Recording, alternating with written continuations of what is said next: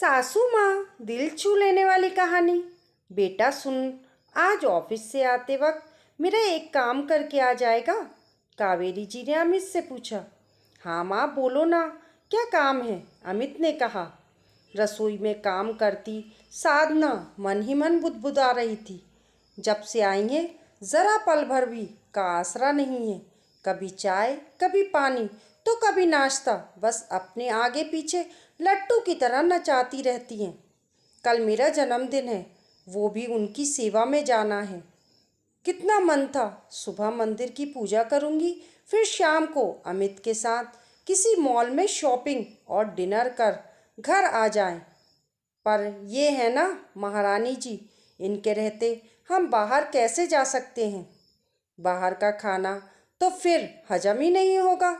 पहले पकाओ, फिर कहो कितना अच्छा था। ये उधर अपने घर में ही रहती थी। उधर कावेरी जी से बात कर अमित ऑफिस निकल गया। पूरे दिन साधना मन ही मन सास को जली कटी सुनाती रही। ना अच्छे से बात की, ना दो घड़ी उनके पास जाकर बैठी। अमित ही माँ को जिद कर साथ ले आया था जब इस बार घर गए थे। अब तो सास यहीं जमकर रह गई हैं, सारी दिन इनकी गुलामी करती रहें। सोच सोचकर साधना क्रोधित हो रही थी। रात अमित जब घर आया तो पहले माँ से मिलता हुआ, फिर चाय का नाश्ता किया। रात को खाने के बाद जब सब सोने जा रहे थे, कावेरी जी ने साधना को कमरे में बुलाया। बहू, कल तुम्हारा बर्थडे है ना? ये सलवार सूट अमित से कहा था कि अपनी पसंद का ही ला दे। कल सुबह तुम उठकर मंदिर जाना, काम की चिंता ना करना, वो कल मैं देख लूँगी। अमित की तो छुट्टी नहीं है, पर जब वो ऑफिस से आ जाए तुम उसके साथ बाहर घूमने जाना। कावेरी जी अपनी चिंता को लेकर बोली।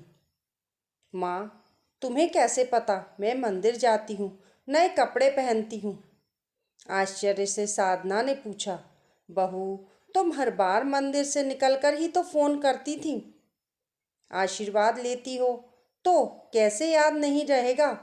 कावेरी जी ने कहा। साधना पैकेट लेकर सास को प्रणाम करके जाने लगी तो कावेरी जी बोली। बहू, तुम पहले जैसे रहती थी वैसे ही रहो, मेरी वजह से परेशान मत हुआ करो। बस जब से यहाँ हूँ तो लगता है घर में कुछ तो है, तो बस अपने आसपास रहने को लेकर कुछ ना कुछ करवाती रहती हूँ। वहाँ घर पर तो मैं अकेली ही रहती थी। जी माँ, साधना बस इतना ही कह पाई।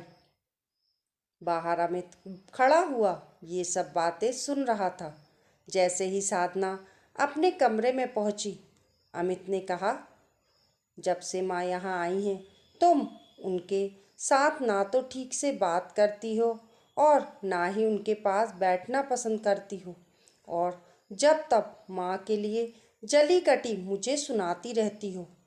तुम्हें मैं बता नहीं सकता कि मुझे कितना कष्ट होता है। जब माँ ने मुझसे कहा कल तुम बहू का जन्मदिन है, उसके लिए एक सलवार सूट ला देना, मुझे पैसे भी दिए, मैंने मना किया तो बोली तू अपनी तरफ से जो दे देना, ये मेरी तरफ से ला दे। अब बताओ माँ के मन में मेरे लिए क्या है और तुम्हारे लिए क्या है, और मेरे मन में माँ के लिए क्या है? मुझे माफ़ कर दो अमित, मैं माँ को समझ ही नहीं पा रही थी।